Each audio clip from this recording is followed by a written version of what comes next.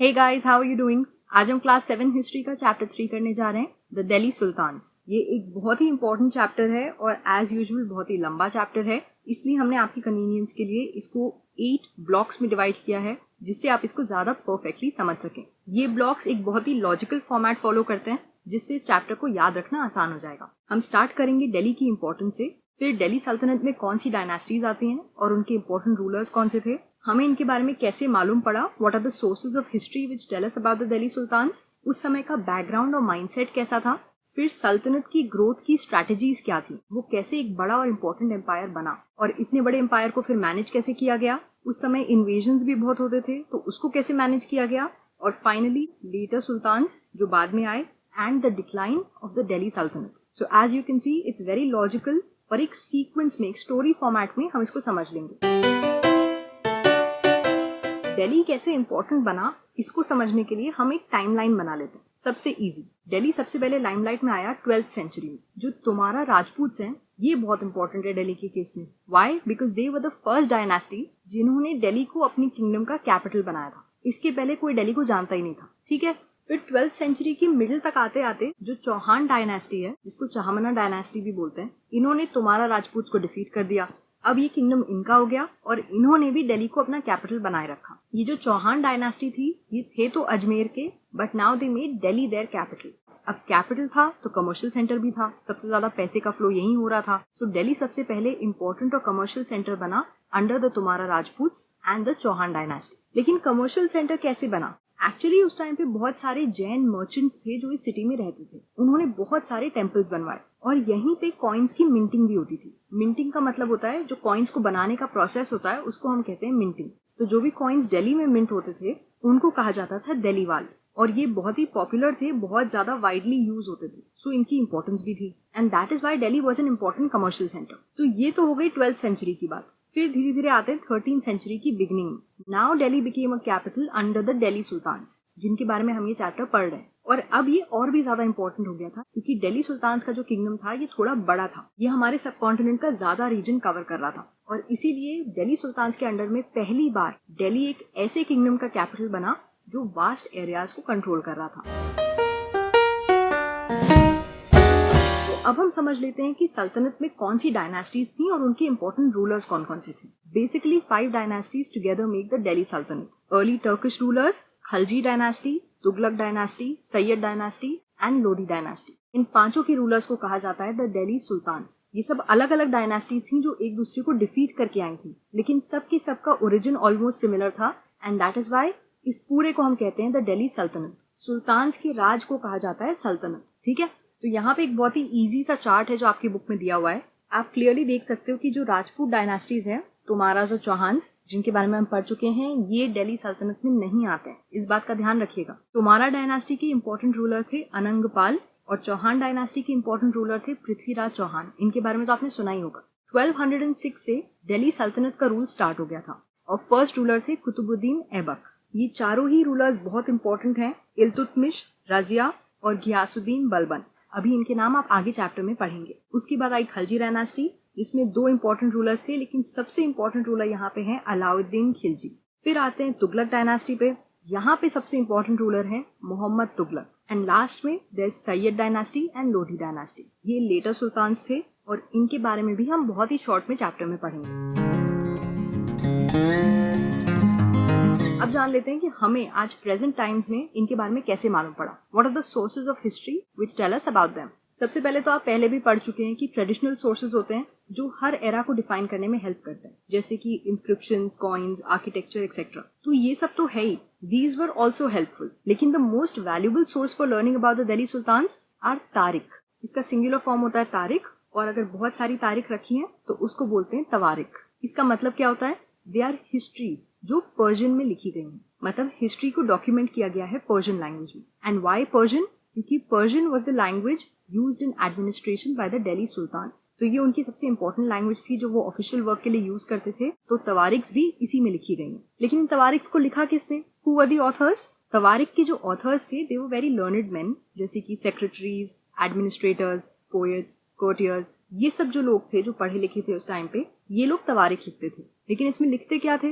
They wrote about events that happened and they advised rulers on governance. इसका मतलब ये तो डॉक्यूमेंट करते ही थे कि उस समय क्या क्या हो रहा है, लेकिन उसमें वो भी लिखते थे कि वो सुल्तान को क्या एडवाइस देना चाहते हैं अपने एम्पायर को रन करने के लिए। सारी तवारीख में एक बात कॉमन है, that they emphasise the importance of a just rule. Just rule मतलब एक फेयर रूल। इसका एक छोटा सा एग्जाम्पल यहाँ पे दिया हुआ है, the circle of justice. Fakhri Mudabbir 13th century के एक पर्शियन ऑथर थे और उनका लिखा हुआ एक छोटा सा एक्सर्प्ट यहाँ पे दिया हुआ है, जिसमें वो बता रहे हैं कि इट इज वेरी इंपॉर्टेंट कि किंग्स जो है वो जस्टली और ऑनेस्टली रूल करें, क्योंकि अगर ऐसा नहीं होगा तो पेजेंट्स हैप्पी नहीं होंगे, पेजेंट्स हैप्पी नहीं होंगे तो वो टैक्स नहीं दे पाएंगे, और टैक्स नहीं देंगे रेवेन्यू नहीं होगा, और सोल्जर्स को सैलरी नहीं मिल पाएगी, और जिस किंगडम के पास सोल्जर्स नहीं होंगे वो तो ऑब्वियसली स्ट्रांग नहीं होगा। So it all depends on a just and honest government. अब यहीं पे एक और चीज सीख लेते हैं, which is not related to this but which is good to know, कि मैन्युस्क्रिप्ट मेकिंग के 4 स्टेजेस कौन कौन से होते हैं, क्योंकि ये जो तवारीख लिखी जाती थी ये सब मैन्युस्क्रिप्ट फॉर्म में लिखी जाती थी, right. So there are 4 stages in making a manuscript. The first stage is preparing the paper, क्योंकि उस समय आज के जैसा नहीं था कि paper was readily available. Second was writing the text. Third was melting gold to highlight important words and passages. Can you imagine how interesting कि वो important words और passages को gold से highlight करते थे. Amazing, right? और fourth है preparing the binding, कि सारे pages को एक साथ इकट्ठा कर सकें। और इसी के साथ हम आते हैं अपने 4th पॉइंट पे, कि उस समय जो लोग तवारीख लिख रहे थे, जिसकी वजह से हमें उस समय की हिस्ट्री मालूम पड़ रही है, उनका बैकग्राउंड और माइंडसेट कैसा था। लेकिन ये जानना जरूरी क्यों है, आप बात को समझिए। तवारीख जो है ये मेन सोर्स ऑफ हिस्ट्री है हमारा, जो दिल्ली सुल्तान के बारे में हमें बता रहा है। तो अगर हमें हिस्ट्री को करेक्ट लाइट में समझना है, करेक्ट तरीके से समझना है, तो हमें ये भी जानना होगा कि जिन्होंने ये हिस्ट्री हमें बताई है, जो तवारीख के ऑथर्स हैं, उनका बैकग्राउंड और माइंडसेट क्या था, जिससे हमें समझ में आ सके कि कहीं ऐसा तो नहीं कि सोर्स में कुछ बायस हो जो हमें मालूम ना पड़ रहा। ठीक है, तो उनका बैकग्राउंड और माइंडसेट जानने से पहले 2 इंपॉर्टेंट वर्ड्स आप समझ लीजिए जो अभी आगे यूज होंगे। पहला, बर्थ राइट। इसका मतलब होता है privileges claimed on account of birth. For example, उस समय के लोग ऐसा मानते थे कि जो भी लोग नोबल्स होते हैं, मतलब जो किंग के कोर्ट में हाई पोस्ट पे होते हैं, ये जो पोस्ट होती हैं, they are inheritable. Why? Because those people are born in certain families. वो ये मानते थे कि एक नोबल का जो बच्चा है वो भी आगे चल के वही पोस्ट हैंडल करेगा, वो पोस्ट किसी और को नहीं दी जानी चाहिए। जेंडर डिस्टिंक्शन एक दूसरा वर्ड है। इसका मतलब होता है social and biological differences between main and women. Biological natural differences हैं, दैट इज ओके, लेकिन जेंडर डिस्टिंक्शन का मतलब होता है ये मानना कि ये जो डिफरेंसेस हैं इसकी वजह से men are superior and women are inferior. तो जेंडर डिस्टिंक्शन के पॉइंट्स को यूज किया जाता था टू शो कि वुमेन जो है वो वीक हैं और लेस केपेबल हैं दैन मेन। अब ये दोनों वर्ड्स कहाँ यूज होंगे अभी आपको मालूम पड़ जाएगा। तवारीख की जो ऑथर्स हैं उनके बैकग्राउंड के बारे में 3 बातें जानना आपको बहुत जरूरी है। The first point is authors of तवारीख lived in cities, mostly Delhi. They did not live in villages ever. तो इनके पास एक ही परसेप्शन था, इनको सिर्फ यही मालूम था कि सिटी में लाइफ कैसी होती है। दे हैड नो आइडिया कि लोग विलेजेस में कैसे रह रहे हैं। तो उस बात को ये हिस्ट्री में सही से डिपिक्ट कर ही नहीं सकते हैं। दूसरा पॉइंट था, they wrote their histories for sultans to impress them and get rewards. तो अगर हम किसी को इम्प्रेस करने के लिए कुछ लिख रहे हैं तो उसको फ्लैटर करने के लिए भी अगर थोड़ा बहुत लिख दिया या एक्चुअल इवेंट्स को थोड़ा मॉडिफाई करके लिख दिया तो उनको तो रिवॉर्ड चाहिए ना, उनको कोई मतलब ही नहीं है हिस्ट्री से। सो देयरफॉर तवारीख कैन बी बायस्ड। और थर्ड पॉइंट था कि they advise rulers to preserve the ideal social order based on birth right and gender distinction. यहाँ पे वो वर्ड्स आ गए जो अभी हमने पढ़े थे। उस समय के जो तवारीख के ऑथर्स थे, जो भी लोग हाई पोस्ट पे थे, वो ये मानते थे कि जो आइडियल वर्ल्ड है उसमें बर्थ राइट और जेंडर डिस्टिंक्शन दोनों सही है, और वो इनकरेज करते थे कि उस समय के रूलर्स इन चीजों को फॉलो करें। अब इसी प्रेवलेंट माइंडसेट का हम एक एग्जाम्पल देखते हैं। 1236 में सुल्तान इल्तुतमिश की daughter Razia became the next sultan. लेकिन क्योंकि हमने पढ़ा कि उस समय का माइंडसेट था gender distinction, so women were not considered as capable as main.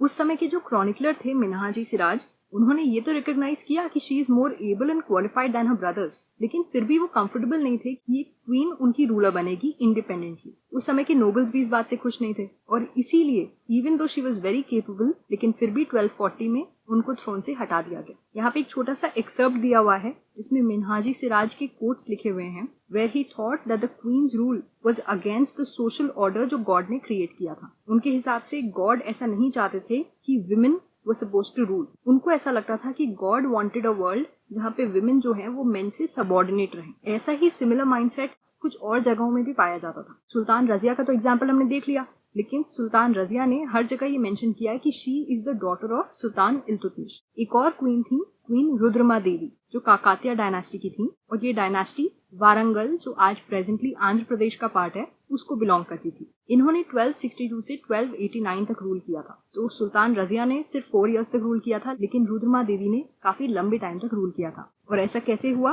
Because she changed her name on her inscriptions and she pretended that she was a man. तो उन्होंने मालूम ही नहीं पड़ने दिया कि शी इज अ क्वीन। और ऐसा क्यों करना पड़ा? क्योंकि वहां के लोगों का भी mindset was similar to the mindset of the people in the Delhi Sultanat. लेकिन ऐसा नहीं है कि हर जगह के लोगों का माइंडसेट एक जैसा था। एक और क्वीन थी जिनका नाम था दिद्दा, कश्मीर की क्वीन थी, जिन्होंने 980 से 1003 तक रूल किया था। तो ये भी काफी लंबा पीरियड था। और इनका जो टाइटल है Didda, this comes from the word दीदी, जिसका मतलब होता है एल्डर सिस्टर। इससे हमें मालूम पड़ता है कि इनके जो सब्जेक्ट्स थे वो इनको अफेक्शनेटली प्यार से दिद्दा बुलाते थे। सो इसका मतलब this is a different mindset than what was found in the Delhi Sultanat या फिर which was found in Warangal. तो यहाँ के लोग were happy to have a queen as their ruler. तो अभी तक हमने चैप्टर की कई सारी इन्फॉर्मेशन कवर कर ली। आपको मालूम भी पड़ा नहीं ना? तो इसी तरह से हम इस चैप्टर को कंप्लीट करेंगे। स्ट्रैटेजीज फॉर ग्रोथ, और इसको भी हमने 2 पार्ट्स में डिवाइड किया हुआ है, अर्ली रूल एंड एक्सपेंशन। इससे आपको एक क्लियर टाइमलाइन समझ में आएगी कि पहले उनकी स्ट्रैटेजीज क्या थी और बाद में उन्होंने एक्सपेंशन के लिए अपनी स्ट्रैटेजीज को कैसे चेंज किया। लेकिन वो जानने से पहले 2 इंपॉर्टेंट वर्ड समझ लेते हैं जो आगे यूज होंगे। पहला वर्ड है हिंटरलैंड। इसका मतलब होता है lands adjacent to a city और a port that supplied with goods and services. भाई ये डेफिनेशन तो बुक में दी है, लेकिन हम इसको अपनी तरफ से थोड़ा अच्छे से एक्सप्लेन कर देते हैं। ये कंट्री के ऐसे रिमोट एरियाज होते हैं जो सी से बहुत दूर होते हैं या मेजर रिवर्स के बैंक से बहुत दूर होते हैं और बड़ी बड़ी सिटीज से भी दूर होते हैं। इसका मतलब ये बहुत इंटीरियर में होते हैं और इन तक पहुंचना बहुत मुश्किल होता है। एंड दैट इज वाई ये जो हिंटरलैंड्स होते हैं they depend on near by cities and ports कि वहां से गुड्स एंड सर्विसेज अवेल कर पाएंगे। दूसरा वर्ड है गैरिसन टाउन। इसका मतलब होता है a fortified settlement with soldiers. Again ये डेफिनेशन बुक में दी है। हम टारगेट इंग्लिश में इसको थोड़ा सा और एक्सप्लेन कर देते हैं जिससे आपको समझ में आ जाए। गैरिसन एक ग्रुप ऑफ सोल्जर्स को कहा जाता है जिनका काम होता है उस टाउन या उस बिल्डिंग को प्रोटेक्ट करना जहाँ पे वो रह रहे हैं। और जिस बिल्डिंग में सोल्जर्स रहते हैं उसको भी गैरिसन कहा जाता है। और फोर्टिफाइड का मतलब होता है कि किसी चीज को और ज्यादा स्ट्रॉन्ग या सिक्योर बना दिया to protect it from attacks. तो अगर आपने किसी बिल्डिंग के अराउंड बहुत ऊंची ऊंची दीवार बनवा दी, वॉल्स बनवा दिए जिससे वहां पे अटैक ना हो सके, so that means you are fortifying that area. ठीक है, समझ में आ गया? तो अब हम स्टार्ट करते हैं अर्ली रूल। किस समय की बात हो रही है? Around early 13th century. जब आपको याद है दिल्ली सुल्तान्स का रूल स्टार्ट हुआ था, उस समय के around sultans only controlled fortified cities with garrisons. ऐसी सिटीज कंट्रोल करते थे जो बहुत फोर्टिफाई करी जा चुकी थी, जो ऑलरेडी स्ट्रॉन्ग बनाई जा चुकी थी और वहां पे बहुत सारे सोल्जर्स थे। दे did not control the hinterlands of cities. आप समझ सकते हो कि एक बड़ा सा एरिया है जो सुल्तान्स के अंडर में आ ही नहीं रहा है, वो सिर्फ मेन एरियाज कवर कर रहे हैं बस। तो जो बड़ा सा रीजन आपके कंट्रोल में नहीं है, वहां का ट्रेड, टैक्स, ये सब भी आपके कंट्रोल में नहीं है। So that is why the sultans had to depend on trade, tribute and plunder for their supplies. इन तरीकों से वो अपनी ट्रेजरी भरते थे। लेकिन इतना इजी नहीं था because sultans had to face many problems. उनमें से 2 प्रॉब्लम हम यहाँ डिस्कस करते हैं। First is control. जैसा कि हमने कहा कि ये गैरिसन टाउन्स कंट्रोल करते थे and these garrison towns were not near Delhi. एक जैसे दिल्ली के आसपास हो गया, फिर एक बंगाल में था, एक सिंध में था। तो इतने जो दूर दूर के गैरिसन टाउन्स थे, इनको कंट्रोल करना बहुत मुश्किल हो जाता है उस टाइम पे जब कम्युनिकेशन इतना डेवलप नहीं था। एक छोटा सा रेबेलियन या वॉर या इवन खराब वेदर, इनमें से कोई भी रीजन हो सकता था जो कम्युनिकेशन टाइज को स्नैप कर देता, मतलब कम्युनिकेशन के सारे रूट बंद कर देता। और कम्युनिकेशन नहीं तो कंट्रोल नहीं। तो ये थी first problem. And the second problem was invasions. उस समय बहुत सारे मंगोल इन्वेजन्स हो रहे थे अफगानिस्तान से, और उसी बीच में अगर किसी गवर्नर को दिखता था कि सुल्तान जो है वो वीक पड़ रहे हैं, वो तुरंत रेबेलियन कर देते थे, क्योंकि governors wanted to be independent kings. वो भी राजा बनना चाहते थे। तो इतने सारे चैलेंजेस को सल्तनत बेयरली सर्वाइव कर पाया, मतलब किसी तरह आगे बढ़ गए बहुत प्रॉब्लम्स के साथ। लेकिन लेटर स्टेजेस में इन्होंने बहुत एक्सपेंशन किया, और ये किसके अंडर में हुआ? गियासुद्दीन बलबन के अंडर में। तो इसलिए इनका नाम बहुत इंपॉर्टेंट है। दिल्ली सल्तनत एम्पायर का जो कंसोलिडेशन हुआ, कंसोलिडेशन का मतलब भी हम बता देते हैं आपको टारगेट इंग्लिश में, किसी चीज को कंबाइन करके या मर्ज करके और स्ट्रॉन्ग बनाना। तो दिल्ली सल्तनत एम्पायर को जब इन्होंने कंसोलिडेट किया तो उससे ये स्ट्रॉन्ग एम्पायर बन गया। और उसके बाद इसको फर्दर एक्सपैंड किया 2 और रूलर्स ने, अलाउद्दीन खिलजी एंड मोहम्मद बिन तुगलक। तो एक्सपेंशन के टर्म्स में ये 3 नाम बहुत इंपॉर्टेंट है। और एक्सपेंशन भी एक बार में नहीं हो गए, right? There was a first set of expansions जो इंटरनल फ्रंटियर पे था, and then there was a second set of expansions जो एक्सटर्नल फ्रंटियर्स पे था। फिर से फ्रंटियर का मतलब क्या होता है? बॉर्डर्स। तो एक्सपेंशन को इजी बनाने के लिए हम इसको दो सेट्स में पढ़ लेते हैं। जो पहला सेट ऑफ एक्सपेंशन था, as we said, that was along the internal frontier, मतलब इंटरनल बॉर्डर्स के अराउंड था वो, और उसका एम था कि जो हिंटरलैंड्स है सिटीज के, उनको कंसोलिडेट करना है। So now they were expanding to the inland areas just next to these garrison towns. पहले जो अपने आसपास का एरिया उसको तो अपने अंडर में ले ले, है ना। फिर सेकंड सेट ऑफ एक्सपेंशन में आए, उसका एम क्या था? वो एक्सटर्नल फ्रंटियर्स पर डायरेक्टेड था, और उसका एम था to send military expeditions to distant lands और उन पे कंट्रोल पाना। तो जो दूर के किंगडम्स हैं, अब उनको भी अपने कंट्रोल में लेना है। That was the aim of the second set of expansions. अब दोनों एक्सपेंशन के एम अलग हैं, तो उसकी स्ट्रैटेजीज भी अलग होंगी। आप सेम तरीका नहीं फॉलो कर सकते हो। तो फर्स्ट सेट ऑफ स्ट्रैटेजीज में था कि उन्होंने सबसे पहले फॉरेस्ट क्लियर करवाए। जो गंगा यमुना दोआब रीजन है, वहां पे जितने भी हंटर्स गैदरर्स और पैस्टोरल कम्युनिटीज रहती थी, उनको वहां से एक्सपेल कर दिया गया, निकाल दिया गया। और फिर उस लैंड को उन्होंने पेजेंट्स और फार्मर्स को दे दिया वहां पे एग्रीकल्चर प्रैक्टिस करने के लिए। और इन्होंने एक और चीज करी, इन्होंने नए फोर्ट्रेस, गैरिसन टाउन्स और टाउन्स एस्टैब्लिश किए दो रीजंस के लिए, to protect trade routes and to promote regional trade. Garrison towns और फोर्टिफाइड टाउन्स जो हैं, ये ऑलरेडी हम पढ़ चुके हैं कि ये बहुत प्रोटेक्टेड होते थे, इनको अटैक करना आसान नहीं होता था। तो जो भी आपका इंपॉर्टेंट ट्रेड रूट है, जहां से ट्रेड होता है और जहां से आपको टैक्स मिलता है, ऑब्वियस सी बात है कि आप उसको प्रोटेक्ट करना चाहोगे। तो इसलिए उन सब जगहों पे इन्होंने गैरिसन टाउन्स और फोर्टिफाइड टाउन्स बना दिए। इससे ट्रेड को भी और इंकरेजमेंट मिला, क्योंकि ट्रेड बिकेम मोर सिक्योर। ये तो इंटरनल हैंडलिंग हो गई। फिर एक्सटर्नल एक्सपेंशन के लिए इनकी स्ट्रैटेजी क्या थी? इन्होंने सदर्न इंडिया में मिलिट्री एक्सपेडिशंस भेजे थे। ये स्टार्ट किसने किया था? अलाउद्दीन खिलजी ने। और ये कब तक चला था? Till the reign of Mohammad bin Tughlaq. Obvious सी बात है, अगर वो अटैक कर रहे थे तो फिर उन्होंने हॉर्सेस, एलिफेंट्स, स्लेव्स, ये सब अपने साथ ले गए। प्रेशियस मेटल्स जैसे गोल्ड और सिल्वर भी अपने साथ ले गए। और जैसा कि हमने कहा, ये खत्म किसके साथ हुआ था? मोहम्मद तुगलक की रेन के साथ। तो जब तक मोहम्मद तुगलक की रेन खत्म हुई, तब तक दिल्ली सल्तनत को स्टार्ट हुए ऑलमोस्ट 150 ईयर्स हो चुके थे। तो इस टाइम के अराउंड तक उन्होंने हमारे सब कॉन्टिनेंट की एक लार्ज एरिया पे अपनी आर्मी ऑलरेडी मार्च करा चुकी थी। Their army had already covered a vast area of our subcontinent. उसको कॉन्कर किया या नहीं किया वो अलग बात है, लेकिन वो बहुत सारे एरियाज तक पहुंच चुके थे।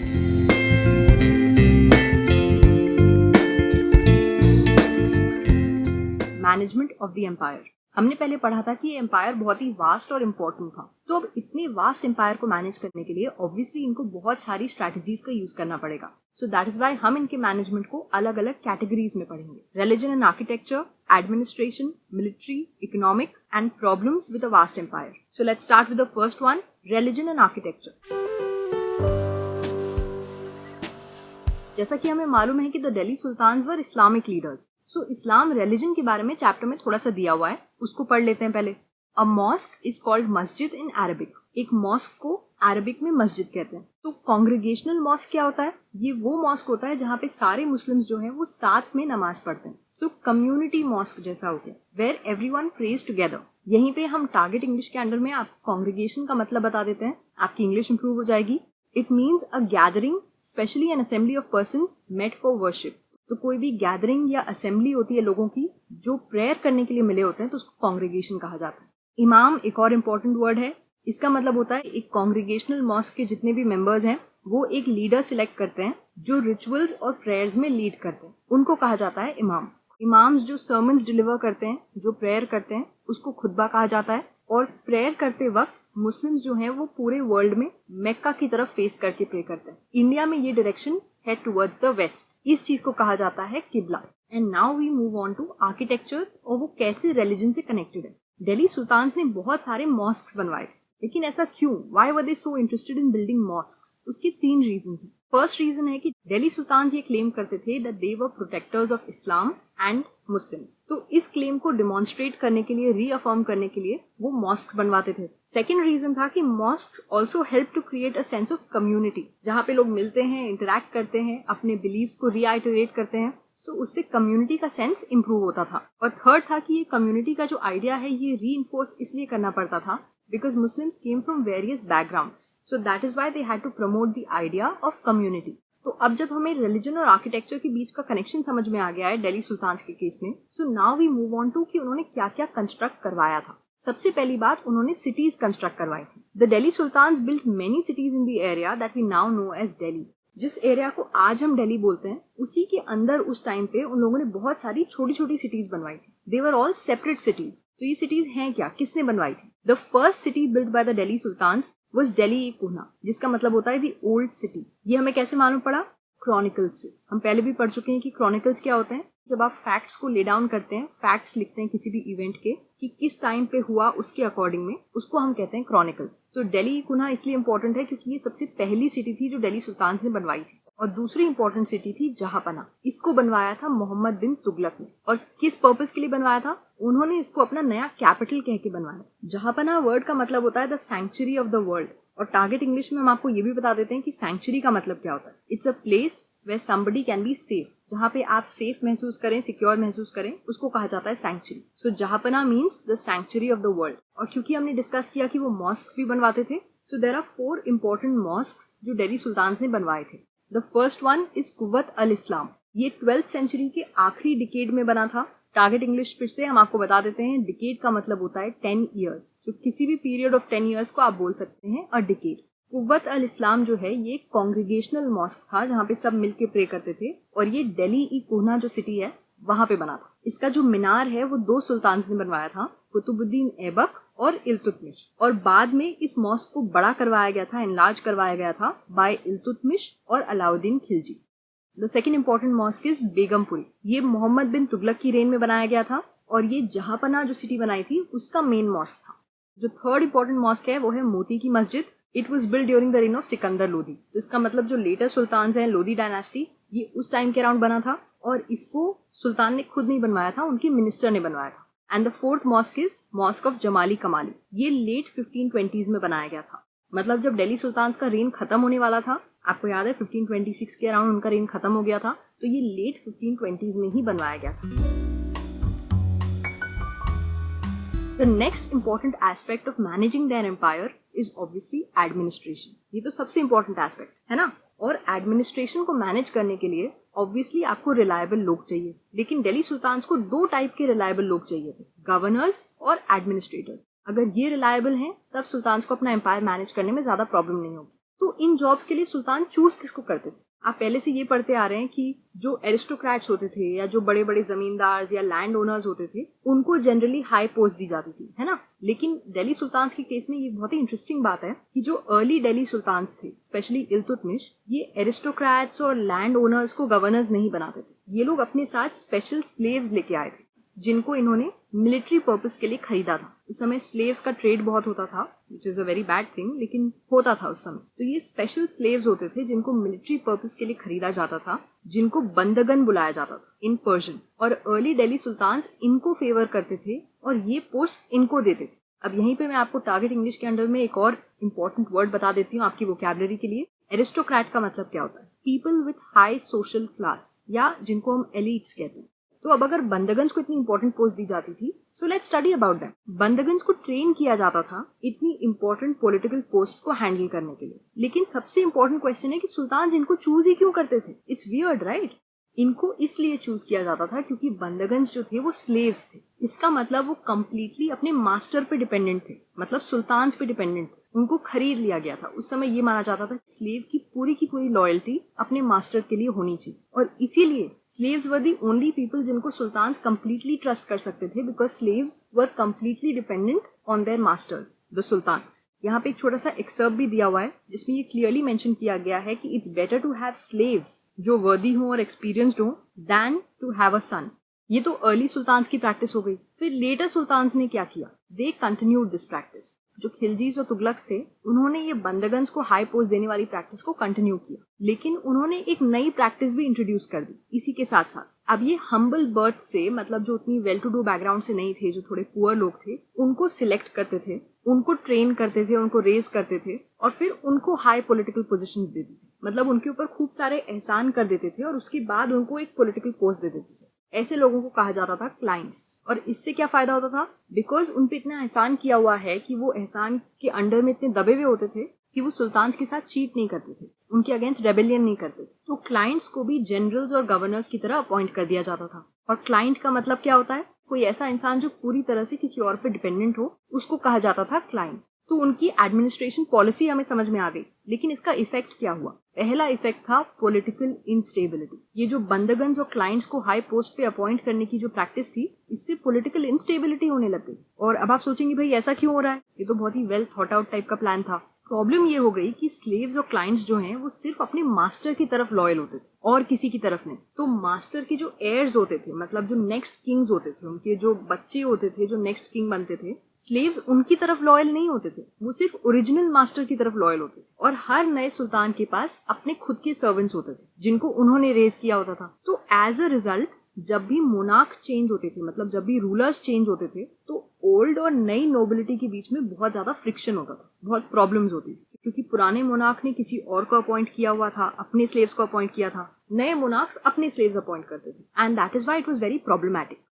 इसी पॉलिसी का दूसरा इफेक्ट था द सुल्तान्स फेस्ड क्रिटिसिज्म। जब सुल्तान्स क्लाइंट्स और स्लेव्स को पेट्रनाइज करने लग गए तो बहुत सारे एलिट्स इससे ऑफेंड हो गए। जो हाई क्लास लोग थे सोसाइटी में, अभी तक उनको आदत थी ये पोस्ट हैंडल करने की। जो पर्शियन तवारीख्स के बारे में हमने पढ़ा था, which is the main source of history for the Delhi sultans, उसके जो ऑथर्स थे उन्होंने भी सुल्तान्स को क्रिटिसाइज किया कि वो ये प्रैक्टिस क्यों फॉलो कर रहे थे। यहाँ पे भी एक छोटा सा एक्सर्प्ट दिया हुआ है जिसमें जियाउद्दीन बरानी, जो एक मिड 14th सेंचुरी के क्रॉनिकलर थे, उन्होंने मोहम्मद बिन तुगलक के बारे में लिखा है कि उन्होंने सारे हम्बल ओरिजिन के लोगों को हाई पोस्ट दे दी थी, और इसलिए जियाउद्दीन बरानी का ये मानना था कि सुल्तान ने अपना पॉलिटिकल जजमेंट खो दिया और उनको रूल करना नहीं आता। अगर आप एम्पायर चला रहे हो तो नेक्स्ट एडमिनिस्ट्रेशन के बाद और क्या इंपॉर्टेंट चीज आती है?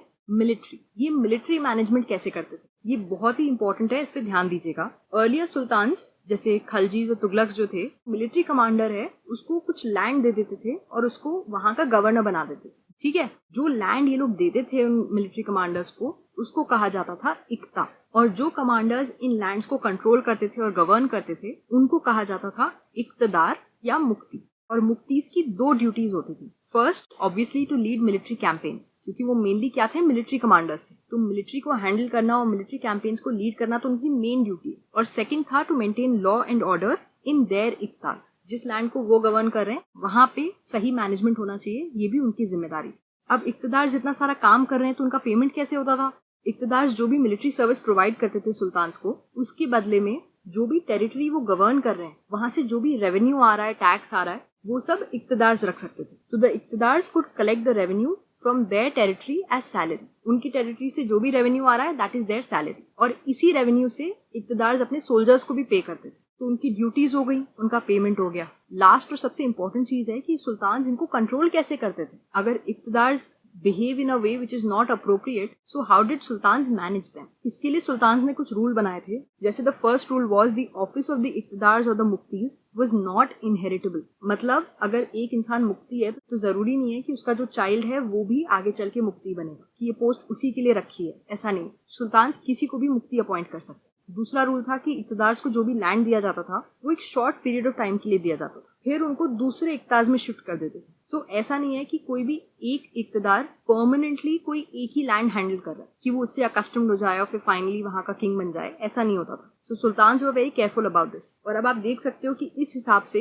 इक्तदार्स को ज्यादा फायदा होता नहीं था, उनके फेवर में ज्यादा रूल्स बने नहीं थे। और ये जो हार्श कंडीशंस फॉर सर्विस हैं, ये स्पेशली किसने इम्पोज करी थी? अलाउद्दीन खिलजी ने और मोहम्मद बिन तुगलक ने। सुल्तान जो हैं ये अकाउंट्स भी मेंटेन करते थे, ये चेक करने के लिए कि मुक्तीज ने कितना रेवेन्यू कलेक्ट किया। ये भी ध्यान रखा जाता था कि मुक्तीज सिर्फ वही टैक्स कलेक्ट करें जो सुल्तान ने अप्रूव किया, अपनी तरफ से कोई एक्स्ट्रा टैक्सेस या पैसे ना कलेक्ट करें। और ऑफ कोर्स ये भी ध्यान रखा जाता था कि इक्तदार जो हैं वो उतने नंबर ऑफ सोल्जर्स मेंटेन कर रहे हैं जितना कहा गया। ऐसा तो नहीं कि लैंड मैनेज करने के चक्कर में वो सोल्जर्स और मिलिट्री को भूल गए, बिकॉज उनका मेन काम क्या था? मिलिट्री को मैनेज करना। राइट, समझ में आ गया? हम स्टार्ट करने जा रहे हैं इकोनॉमिक मैनेजमेंट से। दिल्ली सुल्तान्स अपने एम्पायर को इकोनॉमिकली कैसे मैनेज करते थे, ये तो हमने पहले भी पढ़ा था अंडर एक्सपेंशन, कि जो दिल्ली सुल्तान्स थे वो जो मेन सिटीज कंट्रोल करते थे, उसके अराउंड जो हिंटरलैंड्स थे, दिल्ली सुल्तान्स ने उसको भी अपने कंट्रोल में कर लिया था। तो इन हिंटरलैंड्स में कंट्रोल करने से पहले वहां कौन रूल करता था? जो लोकल लैंडेड चीफटेन्स थे, जो लैंडलॉर्ड्स थे, जिनको समानता एरिस्टोक्रेट्स कहा जाता था, पहले इनका रूल था वहां पे। फिर दिल्ली सुल्तान्स ने जब हिंटरलैंड्स को अपने अंडर में ले लिया, उसके बाद अब ये जो समानतास थे ये भी दिल्ली सुल्तान्स के अंडर में आ गए और इन्होंने भी दिल्ली सुल्तान्स की अथॉरिटी को एक्सेप्ट कर लिया। लेकिन बात सिर्फ अथॉरिटी पे आके नहीं खत्म होती। अलाउद्दीन खिलजी के अंडर में, जो आपको मालूम है एक बहुत ही इंपॉर्टेंट दिल्ली सुल्तान थे, इनके अंडर में ये जो लैंड्स थे, इसका लैंड रेवेन्यू भी एम्पायर को मिलने लग गया। मतलब now these landlords did not collect land revenue, अब ये सारा लैंड रेवेन्यू भी दिल्ली सुल्तान को मिलने लग गया। और इसके साथ साथ उन्होंने चीफटेन्स को भी फोर्स कर दिया कि अब वो भी टैक्स पे करेंगे। So now they were not allowed to collect taxes, और चीफटेन्स को खुद भी टैक्स पे करना पड़ता था। कैसे मालूम पड़ता था कि टैक्स को कैसे कैलकुलेट करेंगे और कैसे कलेक्ट करेंगे? इसके लिए सुल्तान के जो एडमिनिस्ट्रेटर्स थे, जिनको वो हायर करते थे, वो बहुत ही केयरफुली लैंड को मेजर करते थे और उसके अकाउंट्स रखते थे। यहाँ पे सुल्तान ने एक स्मार्ट मूव किया और जो पुराने चीफटेन्स थे उनमें से काफियों को इसी काम के लिए हायर कर लिया, क्योंकि उनको तो ऑलरेडी इस काम का एक्सपीरियंस था ना, वो तो ऑलरेडी टैक्सेस कलेक्ट कर रहे थे, है ना।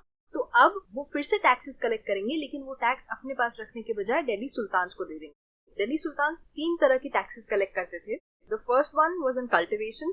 कल्टिवेशन मतलब एग्रीकल्चर, एग्रीकल्चरल प्रैक्टिस। तो एग्रीकल्चर पे जो टैक्स होता था उसको कहते थे खर्च, और ये ऑलमोस्ट 50% था of the pageants total produce. तो फार्मर्स जो भी ग्रो कर रहे थे अपने फार्म्स में, उसका 50% उनको टैक्स के फॉर्म में देना पड़ता था। उसके साथ साथ कैटल्स पे और हाउसेस पे भी टैक्स लगता था।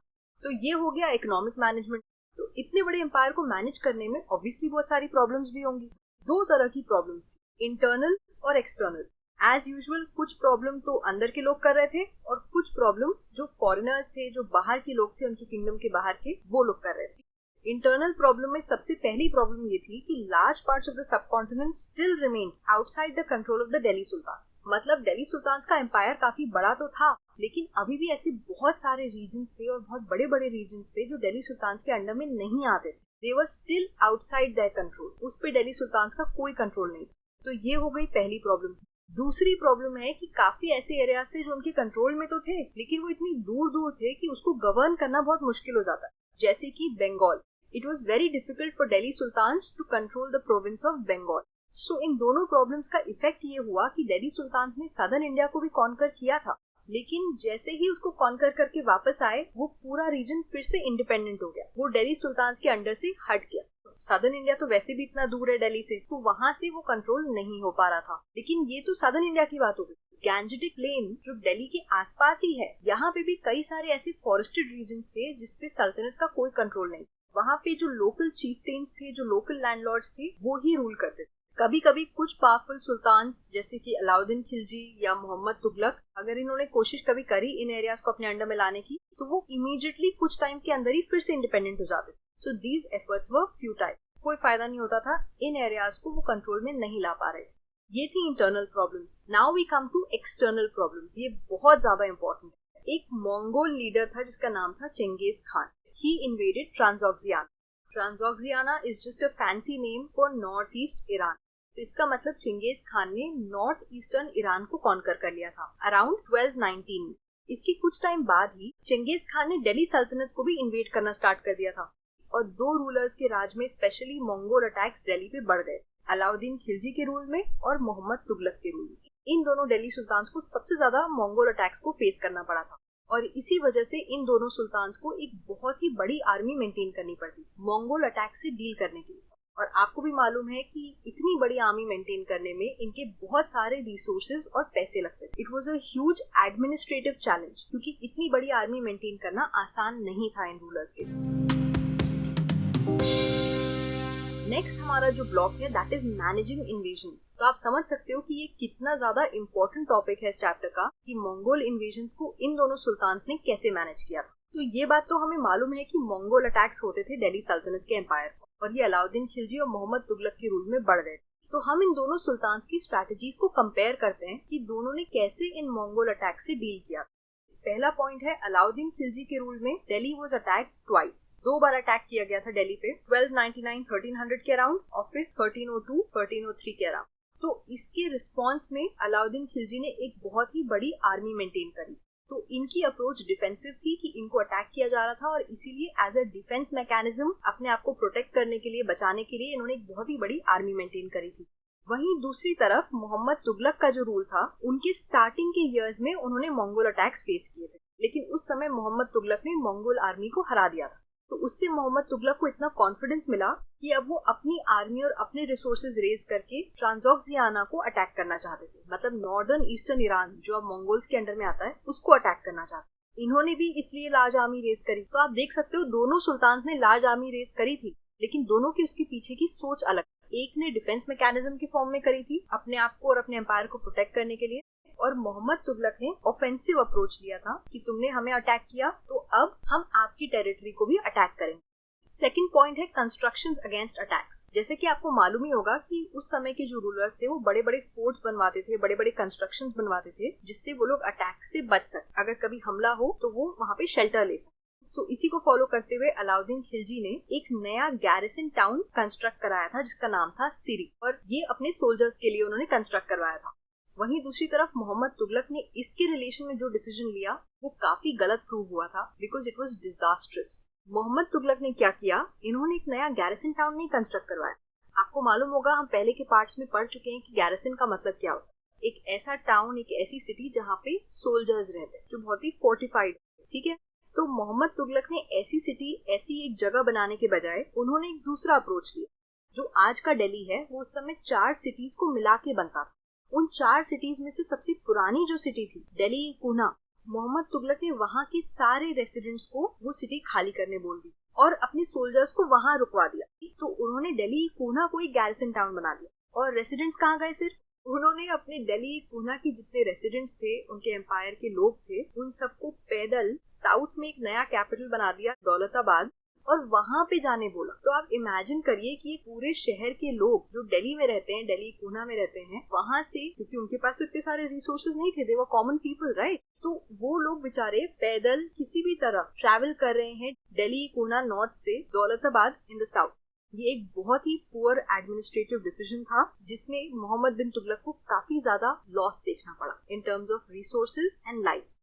थर्ड चीज आती है ऑब्वियसली इन्वेजन मैनेज करने में, टैक्सेस एंड फाइनेंसेस। आप पैसे कैसे मैनेज कर रहे हैं। अलाउद्दीन खिलजी ने अपनी आर्मी को मेंटेन करने के लिए क्या किया, जो गंगा और यमुना रिवर के बीच का लैंड था, वहां पे जो भी एग्रीकल्चरल प्रोडक्शन होता था उस पे उन्होंने 50% का टैक्स लगा दिया, और उस टैक्स से जो भी ग्रेन्स आते थे, जो भी अनाज आता था, उसको यूज किया जाता था सोल्जर्स के खाने के लिए। सो एक तरह से जो एग्रीकल्चरल प्रोड्यूस पे वो वैसे भी 50% टैक्स ले ही रहे थे, राइट। तो उन्होंने उतने ही टैक्स को लेके उस पूरे टैक्स को यूज कर लिया अपने सोल्जर्स को फीड करने के लिए। वहीं दूसरी तरफ फिर से मोहम्मद तुगलक का डिसीजन गलत हो गया। इन्होंने भी वही सेम एरिया से टैक्स कलेक्ट किया अपनी आर्मी को फीड करने के लिए। वो बात तो इन्होंने सेम फॉलो करी, लेकिन इन्होंने गलत डिसीजन ले लिया। इतने सारे सोल्जर्स को मेंटेन करने के लिए ये एडिशनल टैक्सेस लेवी करने लगे, मतलब ये लोगों से, जनता से एक्स्ट्रा टैक्स लेने लगे। 50% टैक्स वो ऑलरेडी दे रहे हैं, उसके ऊपर से आप एडिशनल टैक्स ले रहे हो। तो आखिर में क्या हुआ, फैमिन हो गया, भूखमरी हो गई, लोगों के पास अनाज खत्म हो गया, और जो कॉमन लोग थे वो सफर करने लग गए। पहले लोगों को मूव करवाया, फिर उनसे एडिशनल टैक्स ले लिया, तो जो कॉमन लोग थे उन्होंने बहुत ज्यादा सफर किया। फोर्थ पॉइंट आता है पेमेंट्स ऑफ सोल्जर्स। इतनी बड़ी आर्मी मेंटेन कर रहे हो तो उनको पैसे कैसे दे रहे हो। अलाउद्दीन खिलजी ने चूज किया कि वो अपने सोल्जर्स को इक्ताज नहीं देंगे, मतलब लैंड से पेमेंट नहीं करेंगे, कैश पेमेंट करेंगे। अच्छा, वो लोग रह कहाँ रहे थे, वो सिरी जो गैरिसन टाउन बनवाया था वहां रह रहे थे। इसका मतलब सोल्जर्स अपनी डेली यूज के लिए जो भी सामान खरीदेंगे वो कहाँ से खरीदेंगे, दिल्ली और उसके आसपास का जो रीजन है वहां पे जो दुकानें हैं, जो मर्चेंट्स हैं, उन्हीं से खरीदेंगे, है ना। अच्छा, मर्चेंट्स को मालूम है कि ये सोल्जर्स हैं और इनको जरूरत है, तो मर्चेंट्स तो अपने प्राइस भी बढ़ा सकते हैं, वो अपने दाम ऊपर कर सकते हैं चीजों के। तो उनको कंट्रोल करने के लिए अलाउद्दीन खिलजी ने क्या किया, उन्होंने ऑफिसर्स लगवा दिए जो पूरे रीजन में सर्वे करते थे प्राइसेस की। ये ऑफिसर्स ये ऑब्जर्व करते थे कि कौन से मर्चेंट्स सही दाम पे, प्रिस्क्राइब दाम पे चीजें नहीं बेच रहे हैं सोल्जर्स को, दाम बढ़ा के बेच। जो भी मर्चेंट्स ऐसा करते हुए पाए जाते थे उनको पनिश किया जाता था। तो इसका मतलब अलाउद्दीन खिलजी ने सोल्जर्स की सैलरीज और ओवरऑल प्राइसेस को अच्छे से मैनेज किया। यहाँ पे फिर से मोहम्मद तुगलक का डिसीजन गलत हो गया। इन्होंने भी अपने सोल्जर्स को कैश में ही पेमेंट किया, ये चीज फिर से कॉमन है, लेकिन प्राइसेस कंट्रोल करने के बजाय इन्होंने एक टोकन करेंसी निकाल दी। जैसे आज के जमाने में हमारी करेंसी क्या होती है, एक पेपर करेंसी होती है। अगर आप कोई नॉर्मल पेपर किसी को दोगे तो उसकी कोई वैल्यू नहीं, लेकिन जब वो पेपर गवर्नमेंट ऑफ इंडिया और आरबीआई का है तब वो एक प्रॉपर करेंसी बन जाता है, उसकी वैल्यू हो जाता है ना। तो इन्होंने भी वही चीज करने की कोशिश करी थी। इन्होंने एक टोकन करेंसी निकाली थी जो चीप मेटल से बनता था, क्योंकि पहले के जमाने में तो गोल्ड और सिल्वर की करेंसी चलती थी ना, लेकिन इनकी जो टोकन करेंसी थी वो चीप मेटल से बनाई जाती, और इन्होंने उसको कह दिया कि this is the token currency, आज से आप इसको यूज करें। उस जमाने के जो लोग थे they were used to gold and silver, उनको मालूम था कि ये तो चीप मेटल है यार, गोल्ड और सिल्वर की वैल्यू है, तो वो इस टोकन करेंसी को ट्रस्ट नहीं कर रहे थे, उनको इस पे भरोसा नहीं था। तो वो स्मार्ट निकले, उन्होंने सारे गोल्ड और सिल्वर कॉइन्स अपने पास रख लिए और जितना भी पेमेंट्स करना होता था, जितना भी टैक्स देना होता था और नॉर्मल खरीदने के लिए पेमेंट करना पड़ता था, वो सब वो टोकन करेंसी में करने लगे। तो लोगों के पास गोल्ड और सिल्वर ही रह गया और सुल्तान के पास क्या आ गए, सारे के सारे चीप मेटल्स, सारे की सारी टोकन करेंसी आ गई। इस करेंसी में एक और प्रॉब्लम थी, इसको आराम से काउंटरफेट किया जा सकता था, मतलब इसकी नकली करेंसी आराम से बनाई जा सकती थी। सो इन सब प्रॉब्लम्स की वजह से मोहम्मद तुगलक जो थे वो रैंडम एक्सपेरिमेंटल आइडियाज लगा रहे थे जो बहुत सारी फाइनेंशियल प्रॉब्लम्स क्रिएट कर रहा था। एंड लास्ट में हम आते हैं एडमिनिस्ट्रेटिव मेजर्स। तो आप देख सकते हो कि ओवरऑल अलाउद्दीन खिलजी की सारी जो पॉलिसीज थी वो सब अच्छी थी, वो सक्सेसफुल थी। उनका जो रेन था, उनका जो रूल था, उस समय प्राइसेस चीप थे, मार्केट में सप्लाई ऑफ गुड्स अच्छा था, मतलब चीजों की कमी नहीं हो रही थी, कोई फैमिन भुखमरी नहीं हो रही थी और उन्होंने अच्छे से मंगोल इन्वेजन्स को हैंडल कर लिया था। वहीं दूसरी तरफ मोहम्मद तुगलक के सारे एडमिनिस्ट्रेटिव मेजर्स फेल हो गए थे, उनकी पॉलिसीज बहुत ही ज्यादा एक्सपेरिमेंटल थी, अजीब थी और वो बिल्कुल सक्सेसफुल नहीं हो पाए। उनकी जो प्रजा थी, उनके जो सब्जेक्ट्स थे वो अनहैप्पी थे, वो बिल्कुल खुश नहीं थे अपने रूलर से। बहुत सारी फाइनेंशियल मिसमैनेजमेंट था, high taxes, rebellions, revolts, famines, ये सारी प्रॉब्लम्स मोहम्मद तुगलक की रेन में आई। इन्होंने अपनी आर्मी को कश्मीर में भी भेजा था लेकिन वहां ये हार गए। फिर उसके बाद इन्होंने ट्रांसऑक्सियाना को कॉन्कर करने का अपना जो प्लान था उसको छोड़ दिया और अपनी जो बड़ी सी आर्मी थी उसको डिसबैंड कर दिया, मतलब उस आर्मी को मेंटेन करना बंद कर दिया। इनके रूल की वजह से बहुत सारे कॉम्प्लिकेशंस हुए थे। लोगों को जो दौलताबाद शिफ्ट किया गया था उससे बहुत ज्यादा रिजेंटमेंट थी प्रजा में, प्रजा बिल्कुल खुश नहीं थी। टैक्सेस रेज होने की वजह से फैमिन हो गया था, गंगा यमुना जो बेल्ट है वहां पे भुखमरी हो गई थी। इस वजह से प्रजा ने रिवोल्ट कर दिया था, रिबेलियन कर दिया था और जो इनकी टोकन करेंसी जो इन्होंने लॉन्च करी थी उसको भी इनको वापस बुलाना पड़ा, उसको भी फिनिश करना पड़ा। And now we come to the 8th block, which is the last block, later sultans and decline of the Delhi Sultanate. आपको भी मालूम है 15th और 16th सेंचुरी के अराउंड दिल्ली सल्तनत फिनिश होने लग गया था। तुगलक्स के बाद सैयद और लोदीज ने रूल किया था दिल्ली और आगरा पे टिल 1526। तब तक जौनपुर, बंगाल, मालवा, गुजरात, राजस्थान और पूरा का पूरा सदर्न इंडिया इंडिपेंडेंट हो चुका था और उनके अपने रूलर्स थे जो इन एरियाज को बहुत ही अच्छे से रूल कर रहे थे। ये सारे रीजन्स अब दिल्ली सल्तनत के अंडर में नहीं आते। ये वो टाइम भी है जब नए नए रूलर्स इमर्ज हो रहे थे जो बहुत ही स्ट्रॉन्ग और पावरफुल थे, जैसे कि अफगान्स और राजपूत्स। ये वो टाइम भी है जब बहुत सारे ऐसे नए स्टेट्स आए थे जो छोटे थे लेकिन एक्सट्रीमली पावरफुल और बहुत ज्यादा अच्छे से एडमिनिस्ट्रेड थे, मतलब वहाँ की जो रूलर्स थे वो बहुत ही समझदार और अच्छे रूलर्स। ऐसे ही एक बहुत ही फेमस रूलर है शेर शाह सूरी, या बुक में इनका नाम दिया है शेर शाह सुर। इन्होंने 1540 से 1545 तक ही रूल किया, तो आप देख सकते हो सिर्फ 5 इयर्स रूल किया था। इन 5 इयर्स में इनका एडमिनिस्ट्रेशन इतना ज्यादा अच्छा था कि he became a legend in history. इनका करियर शुरू कैसे हुआ? He started his career as the manager of a small territory for his uncle in Bihar. Sher Shah Suri Bihar के एक छोटे से रीजन के मैनेजर थे, लेकिन ये इतने पावरफुल और स्ट्रॉन्ग थे कि इन्होंने मुगल एम्परर हुमायूं को चैलेंज किया और डिफीट कर दिया। उसके बाद तो इन्होंने दिल्ली को कैप्चर किया और अपनी डायनास्टी स्टैब्लिश कर दी। जो सूरी डायनास्टी थी, इन्होंने ओवरऑल सिर्फ 15 इयर्स तक रूल किया। From 1540 to 1555 was the rule of the Suri dynasty, लेकिन इनका एडमिनिस्ट्रेशन वाज एक्सीलेंट। इनके एडमिनिस्ट्रेशन के कुछ एलिमेंट्स जो थे वो अलाउद्दीन खिलजी से मैच करते थे, लेकिन उससे भी ज्यादा एफिशिएंट और उससे भी ज्यादा बेटर थे। इनफैक्ट जो बाद में मुगल एम्परर बने थे अकबर, उन्होंने अपना पूरा एडमिनिस्ट्रेशन मॉडल जो है वो शेरशाह सूरी का फॉलो किया। इसी टाइम के अराउंड हमारे सब कॉन्टिनेंट में तो ये सब हो रहा था, लेकिन ड्यूरिंग द सेम पीरियड बाहर की कंट्रीज में कुछ और हो रहा था। बुक में दिया है 3 ऑर्डर्स के बारे में। ये 3 ऑर्डर्स कहाँ थे, कब थे और क्या थे, ये समझ लेते। सबसे पहले where. This idea was first formulated in France. तो 3 ऑर्डर्स का जन्म कहाँ हुआ? फ्रांस में। Second question is when? In the early 11th century. Very easy. और third question is what? 3 orders होता क्या है? 3 ऑर्डर्स का मतलब है कि इन्होंने सोसाइटी को 3 क्लासेस में डिवाइड कर दिया। That is what is called 3 orders. अब ये 3 क्लासेस क्या थी? नेक्स्ट क्वेश्चन तो ऑब्वियसली यही है। पहला क्लास है दोज हु प्रेड, वो लोग जो प्रे करते हैं। दूसरा क्लास है दोज हु फॉट, वो लोग जो लड़ाई करते हैं। और तीसरा क्लास है those who till the land, मतलब वो जो एग्रीकल्चर करते हैं। तो एक तरह से हमारे यहाँ जैसे हमने प्रोफेशनल बेसिस के हिसाब से कास्ट में डिवाइड किया था, तो ये भी वहाँ पे एक तरह का डिविजन था। सबसे ऊपर वो थे जो प्रे करते थे, उसके बाद वो थे जो लड़ाई करते थे और लास्ट में वो थे जो एग्रीकल्चर प्रैक्टिस करते थे। इसको कहा जाता है 3 ऑर्डर्स। ये जो डिविजन था सोसाइटी का, इसको चर्च ने सपोर्ट किया था, क्यों? क्योंकि इससे चर्च का जो डोमिनेंट रोल था सोसाइटी में वो फिर से रीअफर्म हो जा रहा था, क्योंकि हाईएस्ट पोजीशन पे कौन है? दोज हु प्रेड, मतलब वो जो पूजा करते थे। और इस वजह से चर्च का जो डोमिनेंट रोल है सोसाइटी में वो कंसोलिडेट हो गया, वो रीअफर्म हो गया, and that is why church supported the 3 orders. फिर इसका इफेक्ट क्या हुआ? इसकी वजह से, ये 3 ऑर्डर्स की डिवीजन की वजह से एक नए वॉरियर ग्रुप का जन्म हुआ जिसको कहा जाता है नाइट्स। इसकी स्पेलिंग होती है KNIGHTS। इसमें K साइलेंट होता है इसलिए इसका प्रोनाउंसिएशन होता है नाइट्स। ठीक है, ये एक बहुत ही फेमस वॉरियर ग्रुप है। और अब आप याद रखिएगा कि इसका इमर्जेंस क्यों हुआ, इसका जन्म कैसे हुआ? Because of the 3 orders.